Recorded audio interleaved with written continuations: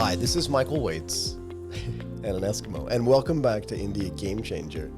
Today we are joined by Neha Gahlaut, a co-founder and the CMO at OneGreen.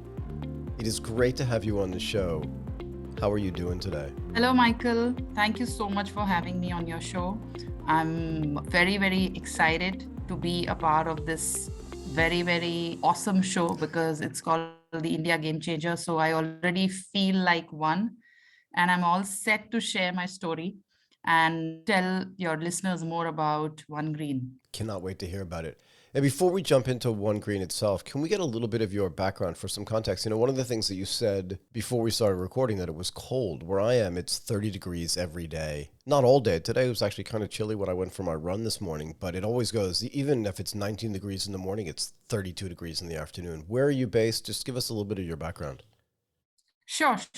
So I'm in Gurgaon, very close to Delhi. Okay. So it's the northern part of the country. Yep. Hence, it's really, really cold here. We are lucky that, so it was really even colder a couple of weeks back. Okay. And your minimum temperature was around 3 degrees, 2 degrees. That's cold. Yeah. And daytime was also cold. It was around 10, 12 degrees. Oh, wow. But fortunately, it's a little better now, but still there's no sun today because I love the sun. Same here. But there's no sun today, so it just feels very, very chilly. Strong winds, really chilly winds. Is Gurgaon a four-season location? Do you have winter, spring, summer, and fall? Like, could it snow there? It doesn't snow here, so it only snows near the mountains in India. Yeah, which is like like a couple of states up in the northern part of the country. Delhi, it's all plains. So Gurgaon is very close to Delhi. So it doesn't really snow here. But then you do feel the chills whenever it snows in the mountains. So the air that comes from there, it just makes things very, very cold here. Got it. But yes, we have all the seasons. Good we for have you. all the seasons. The summers are equally severe. So summer temperatures, they touch 45 degrees in my city. Oh, So yeah. wow. Yeah, so that's my impression, right? Is that I feel like India is a warm place, but I live in Thailand, and to me, I gave up the winters because I grew up in Boston and in Connecticut, and if I never see snow and if I never see 3 degrees again, it'll be too soon. I just don't like the cold, and I'm happy to deal with 33 degrees every day because I know I can go inside and just cool off or jump in a pool, but 3 degrees to me is just, I don't know how people do it anymore. Anyway. Same here. So I love the tropical weather. So I've stayed in Bombay for 10 years. And Bombay has, this sort of a weather that it's 25, 30, 32 degrees throughout the year. It doesn't really get cold there. And and I enjoyed that, that warm, humid sort of a weather. Right. Here, it's just, it's like two extremes, which I don't enjoy much. Yeah, fair enough. We say in Thailand, it's like there are 4 seasons: hot, hotter, wet, wetter. That's the joke we use. Anyway, it's great to have you here. So how did you get to OneGreen? Give us a little bit of that background and get us up to the founding of OneGreen, what it's meant to do, why you're doing it, and why you care so much about it. Okay. So I'll just probably take a couple of minutes to tell you more about my background in terms of the stuff that I've done in the past. Me and my co-founder, Abhijit. Okay. We're also married to each other. So so that's another, common point common point between us. So both of us come from very varied backgrounds. So he's more of a business guy, consumer technology guy. So he has worked with very large and popular e-commerce players in the country like Flipkart. Okay. And then he has been in this consumer tech business for a while. He has worked with Match.com, PayU, a payment gateway in India, and a couple of other such organizations. And I have always been a marketing and branding person, worked very, very closely with the consumers. So I get consumer insights, market intelligence, market research is very, very close to my heart. So I'm basically the voice of the consumer in the boardroom. That's what I feel my role is. Hence, I look after growth at OneGreen. About our story, so it actually started some 5-6 years back when we had our second baby. and we just wanted to transition into a more conscious and mindful sort of a lifestyle. I was looking for safer options and better product for my baby, and also I had a toddler at home, so I was also very very particular about the products that I was buying for her, the food that I was giving her, the creams and the lotions that I was applying on her. So just got me thinking a lot. And even at a overall household level, we just wanted to get into a more, like I said, conscious sort of buying behavior and habits. But then there were these couple of challenges. Then I would obviously Google up to read more about the products that were available in India, the brands that were available in India, or if I had to really order from abroad or ask someone, like someone in the family, to send stuff from, say, the US or any other country, I would Right. obviously have to read up. And I realized that there was like the information was scattered, market was very very fragmented. There wasn't just one place where I could just go to and just read and buy at the same time. So I wasn't really sure. And then there was also a fear of greenwashing. So I wasn't sure, people around me were also not very sure. I was not really sure if I could trust the brands that for the claims that they were making, that okay, we are safe for your child, or that we are absolutely sugar free, etc., etc. So yeah, so there was also a lot of, I would say, doubt. And then we looked around. The market also was not really growing at a very rapid pace, or from a market and a business perspective also, it didn't really make any sense to really come up with something like with a platform that could curate all these products and brands in the market. So we just let it be. And then yeah, and then cut to 2022, we were all hit by the pandemic. And we just realized that people around us were just very very scared now. Right. While fear is a negative emotion, but then it's also one of the strongest emotions that really makes you change behavior, or shift to a better, I would say, to better choices. So people were now worried about their health, worried about their family's health, looking for safer products. There was like a lot of products that were being used to ward the germs away, but still there was obviously a lot of chemicals that were entering the house. So these conversations and this awareness, it just exploded at that time. And that's when we realized that it was the right time to bring something like OneGreen into the market, where we would curate all all brands, all honest brands, all products that are safe for you, that are pure, that are natural, that are conscious, and have it all under one roof, because the consumers were now aware. Right. They knew that there were challenges in the market, and we thought that we would just bring it all together for them. So that's how One Green was born, and our journey started in 2020. It's such a great story, and there's so much to unpack there. Can we talk a little bit about this? I don't like to use the word epiphany that often, but this feeling of, we just had another baby.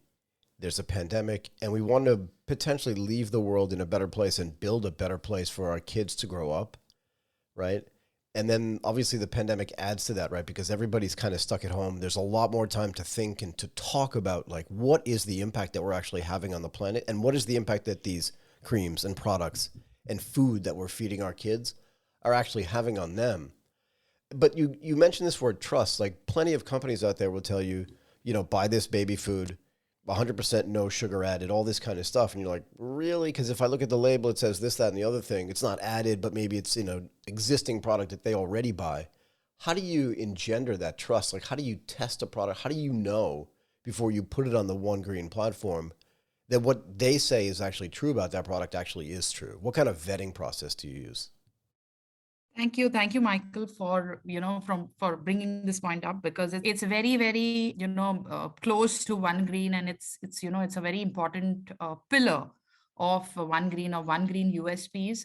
Okay. So when we were, like you said, so when we were talking to people around us in general, and we were just seeing that people were scared, and they were just because, like you said, there was more time to really, do the information search and do more research. So people were also obviously had become much more discerning and much more aware.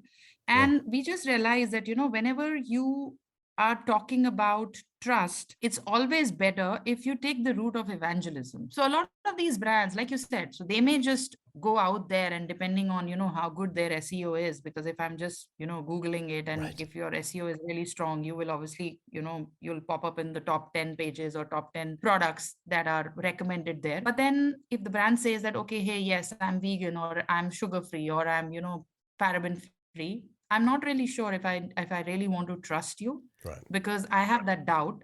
But if I take the route of evangelism, if I have a third person vouch for you, or a platform to vouch for you, then automatically it just adds more weight to what you're saying. And that's what we built at OneGreen. We actually came up with an index called the OneGreen Index, which is, India's first such validation tool, which actually combines a lot of AI, ML, internet scrapping, and also manual checking of labels, manual verification of certificates to vet the claims of the brand before they get onboarded on OneGreen. So we're not a certifying authority. So I'm not issuing a certificate, Right. but I'm like the gatekeeper. I'm the ticket checker. So if you claim to be XYZ, you have to give me a chance to verify, to validate, and then only you pass the process of, like I said, the process of, getting onboarded on OneGreen. So if I could just take like a minute more and Please. really try to tell you, yeah, more about OneGreen Index. So it's like a three-step process. So it starts with, like I said, so there's an algorithm that we have built, and it's all copyrighted. So there's AI, ML, a lot of, so it's like a very, very tech enabled product that we have built, tool that we have built, and with some bit of internet scrapping, it, well, evaluates the brands, and it claims on some points, some variables. And then we do the certification check for the claims that the brands are making. And we are in touch with almost, 200 plus certifying authorities all across the globe. So we know what the certificate really stands for and what the certificate really says, if it makes sense or not. And after that, we have, in-house team of food scientists, dermats, skin specialists, who do the label checking. So they make sure that whatever that you are saying, whatever advertising or communication that you're making, you are actually not, really claiming what is not there in your product in terms of the ingredients that are mentioned on the label. Sorry, how many people are in the company? Our team have currently is more than 20 people in the Okay. team. Yeah, and we are all, we have a remote way of working in our organization. So while our headquarters are in Gurgaon, Abhijit and I are based out of Gurgaon, and a couple of other people in marketing and ops. Everyone else is in different parts of the country, and it works very well for us. One of the most, what's the right word, effective, and you should know this as well, right? Because you probably know way more about marketing than I do, for sure. You probably dream more about marketing, like you know more about it than I can ever. But one of the most effective marketing campaigns that I've ever seen was this idea of Intel Inside, right? So the Intel actually licensed their technology to AMD. So it was essentially built on the same thing, but if it said Intel inside on it, people were more likely to buy the Dell with the Intel in it rather than the Dell with the AMD chip inside of it. Do you think that there's a benefit to just saying like OneGreen approved, even though you said earlier like you don't have all these certificates, but you do use an algo, which is highly technologized, right? Using some artificial Yes. intelligence and going out and scraping the internet to do this stuff. Does it make sense to have like, and I'm going to put it in quotes, right? Like a sticker on a product that says like approved by OneGreen, just so people know you've actually gone out and done that work? Absolutely, absolutely, Michael. So we are, in fact, so a lot of brands. So let me tell you, so a lot of our partners, our vendors, they take this OneGreen Index very, very seriously. Yeah. And because it's a scoring mechanism, so they know that, a lot of that can drive consumer towards the brand or away from the brand at the point of purchase. Yeah. Yeah. So in fact, a lot of these brands, they work very, very closely with me, trying to really understand what to fix in their product, or what to fix in the label, or what to fix in their claims to really up the score. And in fact, a brand, they, so when we went back to the algo and realized that, there was some plastic in their packaging, which was pulling their score down. And Yeah. the founder actually, made sure that she just got rid of all the plastic from all the three levels of packaging. She got that done, she got the certificate, she came and submitted the certificate, and it helped, her to really increase the score. And she was obviously very proud of this entire thing that she did. So a lot of brands, yes, we are in fact in the process of getting this entire One Green approved sort of a validation done by the brands, so that the more and more consumers will be interested to know what this is and why it's One Green and approved. And if it is One Green approved, then it automatically adds a lot more weight Yeah. and a A lot. lot more credibility, yeah, Do to you what the brand is saying. do you feel like, to you and to your co-founder and to the team there, that the impact that you're having is almost as important as the profit that you're generating or the business that you're building? And I guess further to that, do you feel like this is a secular trend, that like a wave that you're building, a wave that you're riding? Like, what is the reaction from the consumer side as well, right? Because you could have these great products, they're all, fit into your One Green mantra, but do people care? That's the other thing, right? So the first thing is, how important is this impact to you? And how much is the market in sync with what you're doing? So two separate things, yeah? Yeah, yeah.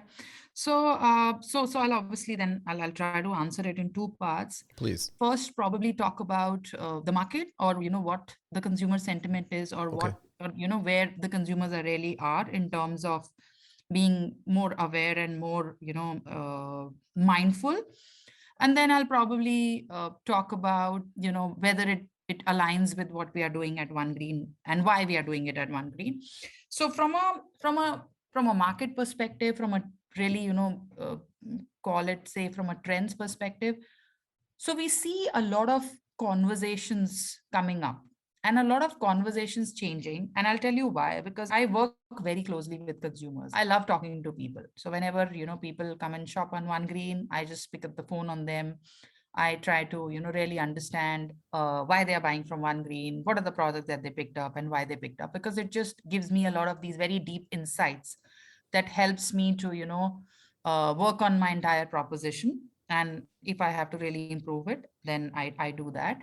So a lot of these conversations are coming up. And so when we started really, understanding the market when we were really building a business case for One Green, there was this report by Bain which said that, there was some 100 or 130 million conscious, affluent, health conscious, consumers in India. And that was really the market, the size of the market that we were looking at. Okay. But then when we started, and it was in itself a very large number. But then when we started, when One Green started, and after some 14, 15 months into business, we are seeing that, almost 50% of my business is coming from non-metros, or coming from these. Tier 2, tier 3 cities, yeah? Yeah, and not, so it's not really a very, very niche concept, or it is not something which people are seeing as, oh, it's premium, oh, you're talking about something which I don't relate with, and hence it's not for me. No, we are not, it's truly not the case. So this 130 or 140 million people that we are really talking about, it's much larger. Because when I talk about consciousness, when I talk about taking care of my health, when I talk about taking care of my family, or when I just talk about the impact of my choices on the environment at large, and the kind of, like you said, the kind of world that I want to leave behind for my children, it cuts across geographies. And I'm very well seeing that. Yeah. Yes, the degree may. Did that surprise you? Because you said it's non-metro. Like, I think when a lot of people think about not just the Indian economy, but every economy, right? In Thailand, it's like the top 5 cities. In Japan, it's Osaka, Kobe, Tokyo, Sapporo, right? These types of things. Did it surprise you that even the people in like the suburbs of a second tier or third tier city were way more interested in this than you expected? Absolutely, absolutely. So, like I said, Michael, so Nana had probably, cover the part about the impact that OneGreen is making. See, if I talk about, big words or big things like, say, climate change Right. or forest fires or, say, sustainability, Yeah. water harvesting, I am somewhere, I may be intimidating or I may just overwhelm the consumer because they may be doing their bit, they may be concerned, they may be showing some concern or some, it must be like really worrying them at some level. Yep. But if I really break it down into the impact that all of this can have on your health or say on your well-being, Right. that's when I connect with them. And that's exactly what we do at OneGreen. Yeah. So I don't just say that, oh, I'm like a green platform, or say I will only sell products that do not have plastic in them, or that they do not have plastic packaging, or they are absolutely 100% sustainable or 100% organic. No, I'm just breaking it down for the consumer. So even if they are, they take that, that one small step in that direction, I know it's the start of a revolution. Sorry, I have to say this. Isn't this the thing that most people are missing? I can pontificate to you and to anybody else who's listening. It doesn't matter if it's in Mumbai or in a third tier city, right? About climate change, about water preservation, about don't use plastic. And I can go on and on about this. But if I just give everybody like a selfish reason to do this, regardless of whether I'm educating them about climate change or not, they'll do it anyway. And then won't we end up with the same impact we want regardless? Absolutely. So I'm just so in marketing, there's this phrase called, reason to believe. So Go ahead. what is that reason to believe or in what you're saying? So I'm not really saying that, you're being selfish or that you're only thinking about the impact that it has on your life or say on your health and your safety. But I'm just probably saying that, that's the start Right. of you being more aware, Yep. and that's the start of you being more mindful.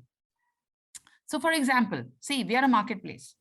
I tell people not to be an impulse shopper. It totally goes against, the concept of a marketplace. But Right. then I don't want them to be an impulsive shopper. Yeah. I want them to plan their purchases.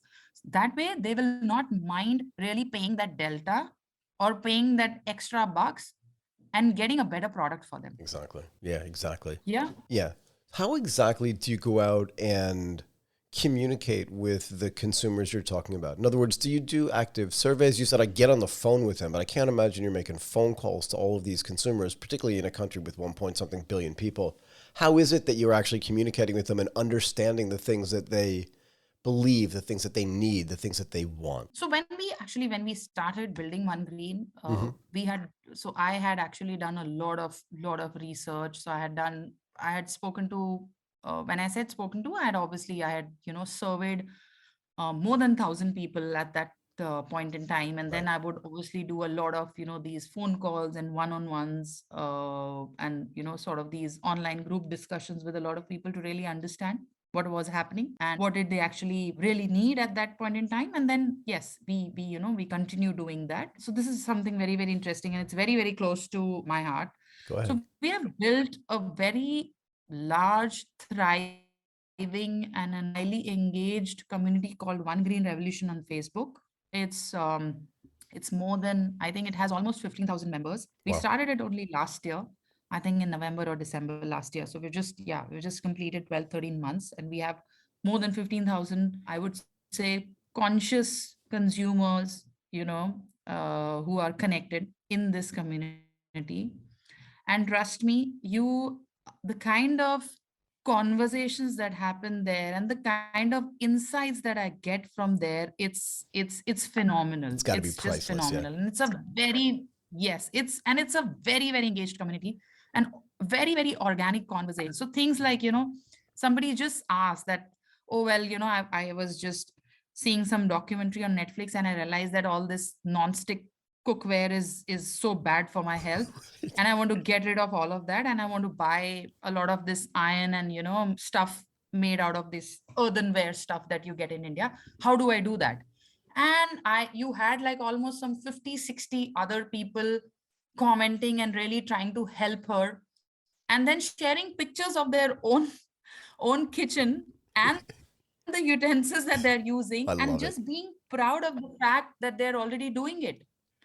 So this is how, this is how it all started. And it's like I said, and I'm a part of that group, so I keep getting a lot of, these notifications on my phone every time somebody comments there or somebody does anything there. And so every time I just log into the community, I end up spending like almost 30-40 minutes just reading what is happening there. And this is just one example that I gave you. Anything I'm looking for, a shampoo which doesn't have chemicals because I'm suffering from hair fall. I'm looking for a diaper rash cream for my baby, which is absolutely safe, and it should be natural because I'm using it on my baby's skin. So I'm just giving you some examples. So it just tells me two things. It tells me what are the kind of products or what are the kind of categories that people are really looking for, and it also helps me understand their motivations, yeah, their drivers. So is it their own health, or is it the health of the kid, or is it the well-being of the entire family, or what is it, or is it, am I talking about a larger impact that they want to make on the environment? So a Right. lot of people in this group, they grow their own food, they don't use plastic, and they keep. And so what happens is, Michael, they share their own stories, so they motivate others, they inspire others. And that's why we call it a revolution, because that's exactly what we want to start, and that's a really exactly what we want to build. That is so good. I just joined the group, by the way, so I'll be paying attention to what's going on. Amazing. I'll Oh, just, I'm sure you're going to love it. It's such a positive and a happy place to be. Trust me, Michael. It's such happy group, because people are just sharing. They're just sharing all the stuff that they're doing, and they just feel that, it's whatever that they're doing is actually impacting the lives of others, and is impacting the environment at large. Like they go for, yeah, they go for these tree plantation drives, and they'll share pictures. So it's awesome. It's really like an amazing community to be in. in a way, I feel like there's this, what's the right word? There's this innate desire to be part of a community. And in a way, when you build these communities online or offline, it doesn't matter. They end up being really positive places because the people that are there, like a negative person joining a positive community is like a virus, and people just try to expel it. And yet, a positive community will embrace other positivity so that the whole thing benefits from it. And this is the best way Absolutely. to share information. Yes, you're absolutely right. So we have the community, and then obviously we have our other social media platforms from where we keep identifying the right kind of messages Yeah. to communicate to the audience the kind of stuff that they're looking for. And so one thing which we try to do is that we try to keep it very, very, like I said, very, very simple, Hmm. and we try to keep it relatable, so that they should feel that yes, you're talking to me, because that's very, very important in advertising and Right. marketing. Yep. That it has to make me feel a part of what you're trying to say. And hence we just break this entire conscious and mindful sort of a living into very, very simple language. And yeah, and we just try to be that friend, that facilitator who just helps you adopt to a better way of living. As you grow and get bigger, do you, because I'm always thinking about this from a technological standpoint, right? Do you feel like not only the community that you're building, but the marketplace that you're facilitating as well can become even more interactive, right? In other words, if your co founder is into the tech side of this, is there a way to build in to the community, but also into the marketplace, a much more interactive place for people to meet and exchange ideas and exchange products and understand what's happening and to share ideas? Do you know what I mean? Absolutely. Yeah, yeah, absolutely, absolutely. In fact, we are in the process of building more. and exactly that's the that's the word we use even when we are talking and just briefing others, that we have to make it more engaging and more Mm. interacting. And so in fact this is already happening, because I'll Tell tell me. you, I'll just probably share a couple of numbers here. So we have almost 2 million people, 2 million visitors, monthly visitors on our platform. Wow, that's a And our lot. bounce rate is yeah, and our bounce rate is around 15%. 15%. Yeah, that's it, because industry average is mostly around 40 50 I percent was going to say, I wanted you to point that out because 15% is ridiculously low for a bounce rate. Yeah. Go ahead. Yes. And so this goes on to show that when people are landing on the platform, they are actually exploring, they are discovering things, they are checking out products, they are reading about products. So we also, so in order to really facilitate this entire exploration of these better products and slightly, like I said, new age sort of products and categories, so we help them with a lot of literature as well. And that's why the average time spent is more than 3.5 minutes. Also Page high. views is, yeah, page views is around 7.5. So yes, people are spending a lot of time on the platform, and that's exactly what we want to do. We really want to make them more engaged and spend more time, so that it leads to better conversions as well. Yeah, better conversions for sure. If the consumers that you have are conscious consumers, if they're health conscious as well, is there a way to use those 2 million monthly users to sell them something like insurance, like health insurance, right? Particularly in a country where insurance penetration still remains low and is not something that's top of mind to people. But if it's something people really care about, right? I mean, one of the other gentlemen that I've had on the show says that, every family in India, and I would posit in the whole world, is just like one medical emergency away from poverty, right? And a lot of that comes to health Yeah. emergencies. Do you think about that as well? Thanks for the idea, Mike. We haven't really thought about that, but yeah, it's actually something which we can definitely, mull over and just, Yeah, I'm not telling you yeah. what to do. I'm just thinking about like how else to serve this community, No, right? no, absolutely, absolutely. This is also, it makes sense. So let's see. But yeah, I'll be honest, we haven't really thought about that. Okay. And the last thing I care about a lot is company culture, right? When you're building a company, if you have 3 employees, it's pretty easy to make sure that everybody's kind of on the same page. As you get to 30 employees, it gets a little bit harder. 300, Yeah. 3,000. When you go from 2 million, 2 million monthlies to 20 million, it's just like, how do you ensure and how do you build this company culture about people that really care about the products that are on the platform and the people that are buying it? Have you thought about this at all as well while you're growing? Yes, absolutely. So I'll just tell you that Abhijit and I would say that we are slightly left off center when it comes to really making policies, or really making these this, or writing the code of conduct, or any other cultural, or adding some sort of cultural nuance to the company. So Yep. we really care for people, and when I say we care for people, we care for the human being. Yeah. Yeah, Yep. before they are our employees, we feel that they are a human being, they have their own families to take care of, their own lives. So Right. that's where we start at. So there's a lot of heart, and there's a lot of connection that's there. And it's only when you actually lead by example, and only when you set some such ground rules, that you can expect your, in fact, I won't even want to call them your employees, but Right. your, I would say, your Teammates. I your mean, your your family. Yeah, yeah, to reciprocate with that same level of care and trust. So that's where we begin at. So we begin at 100% trust with each one of them. We love to empower people, we love to give space to people. That's the reason why we are all, we work remote. We are absolutely fine with not really setting any sort of working hours, or or like a work um, timeline. As long as the work is getting done, people are motivated, they want to report to work in the morning, they want to be available, they want to really help resolve issues, they are proactive. they take accountability for their work, Right. we are fine with that. That's awesome.